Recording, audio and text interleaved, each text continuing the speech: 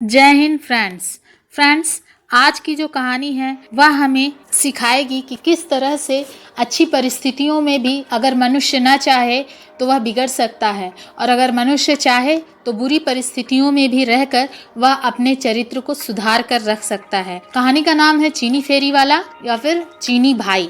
इसे लिखा है महादेवी वर्मा ने, और यह महादेवी वर्मा जी का एक संस्मरणात्मक है। महादेवी वर्मा जी कहती हैं, मुझे चीनियों में पहचान कर याद रखने योग्य बातें कम ही मिलती है। सबके एक ही चेहरे होते हैं, समतल मुख होते हैं, एक ही सांचे में ढले हुए। सबकी नाक एक ही जैसी होती है, मानो वस्त्र पर सिकुड़न पड़ी हो। उनके गठन में कोई अंतर विशेष नहीं दिखाई देता है। सबकी एक ही तिरछी अधखुली विरल भूरी बरूनियों वाली आंखें होती हैं। सबको देखकर ऐसा लगता है मानो सबको एक ही सांचे में ढाल कर किसी ने बनाया हो। परंतु इन सब के बीच एक चेहरा मुझे याद आता है जो कि कह रहा होता है कि हम कार्बन की कॉपियां नहीं हैं, हमारी भी एक कथा है। यदि जीवन की वर्णमाला के संबंध में तुम्हारी आंखें निरक्षर नहीं तो तुम पढ़कर देखो ना। कई वर्ष पहले की बात है, मैं तांगे से उतरकर भीतर आ रही थी कि एक भूरे कपड़े का गट्ठर बाएं कंधे के सहारे पीठ पर लटकाए हुए और दाहिनी हाथ में लोहे का गज घुमाता हुआ चीनी फेरी वाला फाटक के बाहर आता हुआ दिखाई दिया।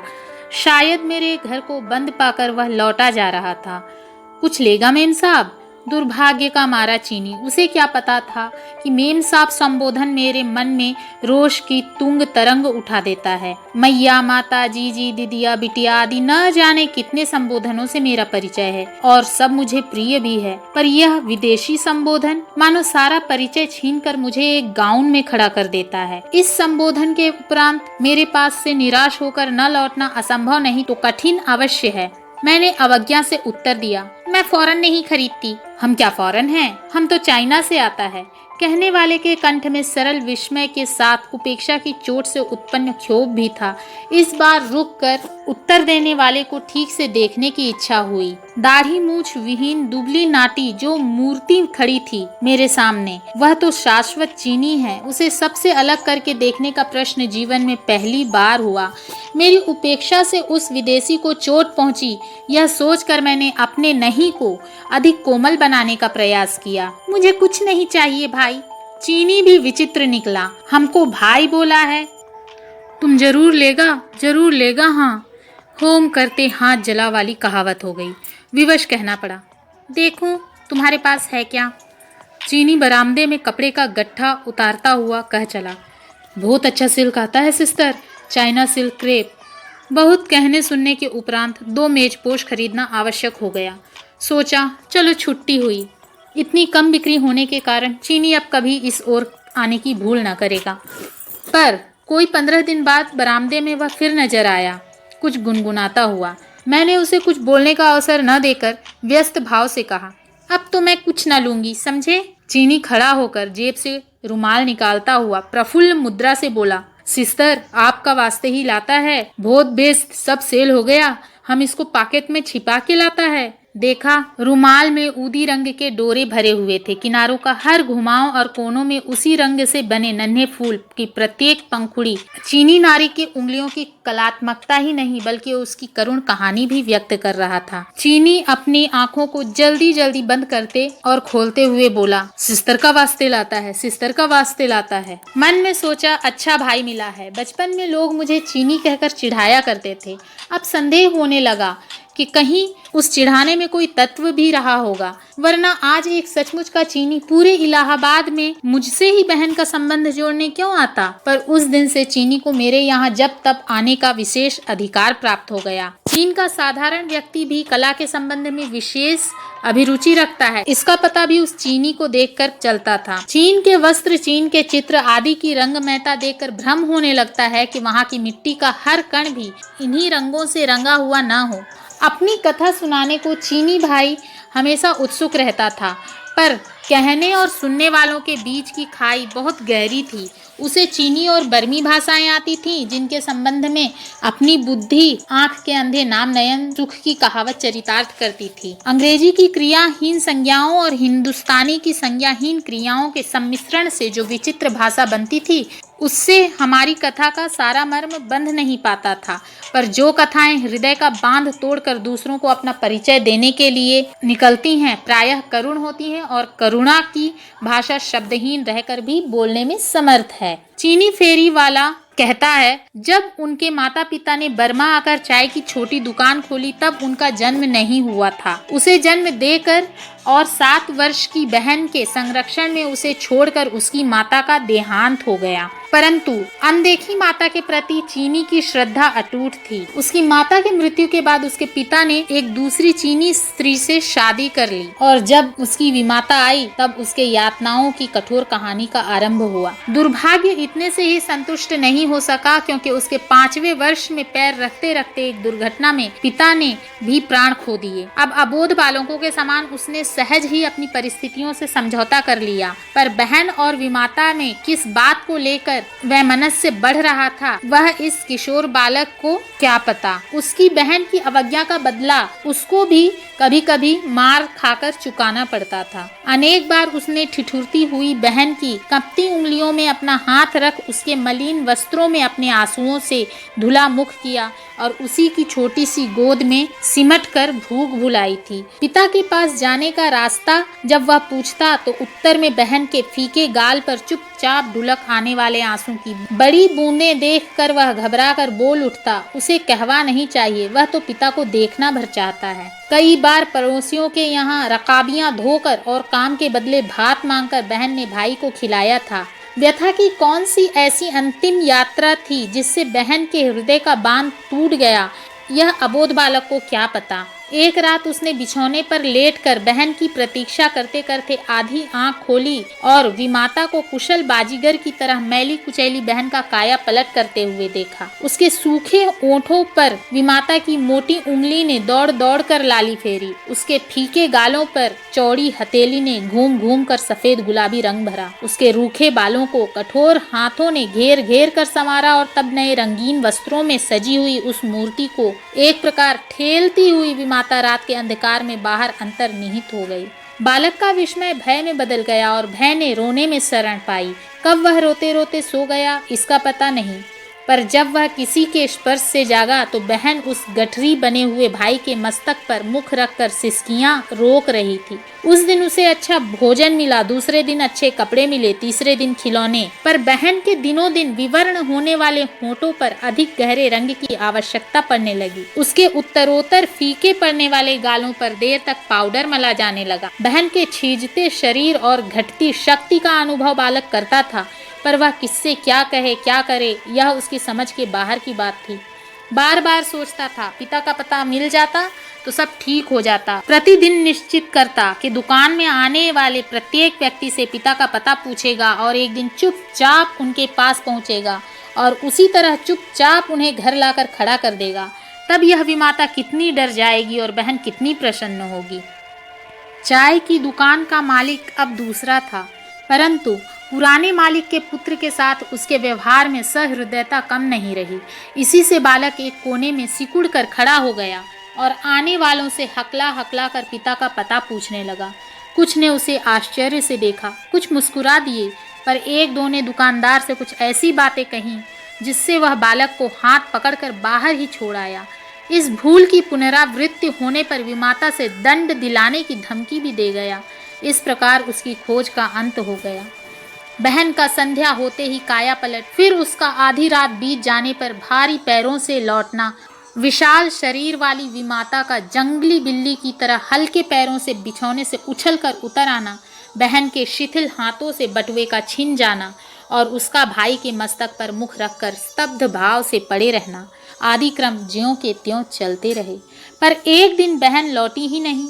सवेरे विमाता को कुछ चिंतित भाव से उसे खोजते देख बालक सहमा, किसी अज्ञात भय से सिहर उठा। बहन, उसकी एकमात्र आधार बहन, पिता का पता न पा सका और अब बहन भी खो गई। जैसा था वैसा ही बहन को खोजने के लिए गली गली में मारा मारा फिरने लगा। रात में वह जिस रूप में परिवर्तित हो जाती थी उसमें दिन को उसे पहचान सकना कठिन था। इसीलिए वह जिसे भी अच्छे कपड़े पहने हुए देखता बस उसी की तरफ दौड़ पड़ता। कभी किसी से टकरा कर गिरते गिरते बचता, कभी किसी से गाली खाता, कभी कोई दया से प्रश्न कर बैठता। क्या इतना जरा सा लड़का भी पागल हो गया है? इसी प्रकार भटकता हुआ वह गिरहकटों के गिरोह के हाथ लग गया और तब उसकी शिक्षा का आरंभ हुआ। जैसे लोग कुत्ते को दो पैरों से बैठना, गर्दन ऊंचा कर खड़ा होना, मुंह पर पंजे रखकर सलाम करना आदि करतब सिखाते हैं, उसी तरह वे सब भी उसे तंबाकू के धुएं और दुर्गंध मांस से भरे कमरे में बंद कर कुछ विशेष संकेतों और हंसने रोने के अभिनय में पारंगत बनाने लगे। कुत्ते के पिल्ले के समान ही वह घुटने के बल खड़ा रहता और हंसने रोने की विविध मुद्राओं का अभ्यास करता। हंसी का स्रोत इस प्रकार सूख चुका था कि कभी कभी वह हंसते हंसते रो पड़ता, परंतु क्रंदन उसके भीतर इतना अधिक उमड़ा रहता था कि जरा मुंह के बनाते ही दोनों आंखों से दो गोल गोल बूंदें नाक के दोनों ओर निकल आती और इस पर इसे अपनी दुर्लभ शिक्षा का फल समझकर रोंों से काले उदर पर पीला रंग बांधने वाला उसका शिक्षक प्रसन्नता से उठकर पुरस्कार में उसे एक लात मारता। वह दल बर्मी, चीनी, श्यामी आदि का सम्मिश्रण था। इसी से चोरों की बारात में अपनी अपनी होशियारी के सिद्धांत का पालन बड़ी सतर्कता से हुआ करता। जो उस पर कृपा रखते उनके विरोधियों का स्नेह पात्र होकर पिटना भी उसका परम कर्तव्य हो जाता। किसी की कोई वस्तु खोते ही उसी पर संदेह की दृष्टि आरंभ होती और बिना चुराए ही वह चोर के समान कांपने लगता और तब उस चोर के घर छिछोर की जो मरम्मत होती कि उसका स्मरण करके चीनी के आंखें आज भी व्यथा और अपमान से भग भग जलने लगती हैं। सबके खाने के पात्र से बचा जूठा एक तामचीन के टेढ़े मेढ़े बर्तन में सिगार से जगह जगह जले हुए कागज से ढककर रख दिया जाता था, जिसे वह हरी आंखों वाली बिल्ली के साथ मिलकर खाता।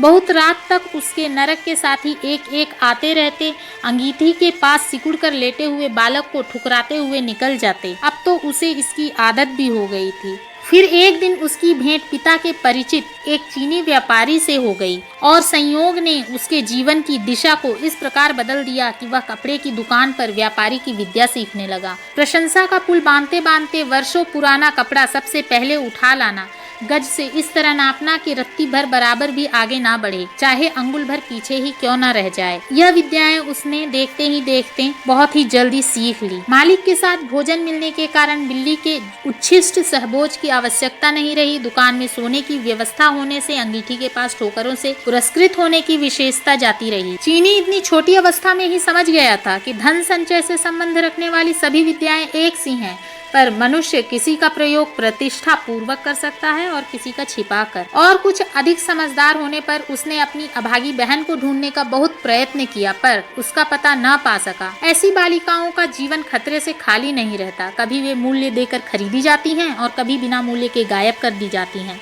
कभी वे निराश होकर आत्महत्या कर लेती हैं और कभी शराबी ही नशे में उसे जीवन से मुक्त कर देते हैं।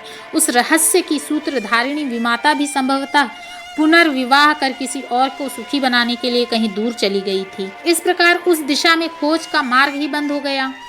इसी बीच में मालिक के काम से चीनी रंगून आया। फिर 2 वर्ष कलकत्ता में रहा और अन्य साथियों के साथ उसे इसी ओर आने का आदेश मिला। यहाँ शहर में एक चीनी जूते वाले के घर ठहरा और सवेरे 8 से 12 और 2 से 6 बजे तक फेरी लगाकर कपड़े बेचा करता। चीनी की 2 इच्छाएं हैं, ईमानदार बनने की और बहन को ढूंढ लेने की, जिसमें एक की पूर्ति स्वयं के हाथ में है और दूसरी के लिए वह प्रतिदिन भगवान बुद्ध से प्रार्थना करता है। बीच बीच में वह महीनों के लिए बाहर चला जाता था, पर लौटते ही सिस्टर का वास्ते इल आता है कहता हुआ कुछ लेकर उपस्थित हो जाता। इस प्रकार देखते देखते मैं इतनी अभ्यस्त हो चुकी थी कि जब एक दिन वह सिस्टर का वास्ते कहकर और शब्दों की खोज करने लगा, तब मैं उसकी कठिनाई न समझकर हंस पड़ी।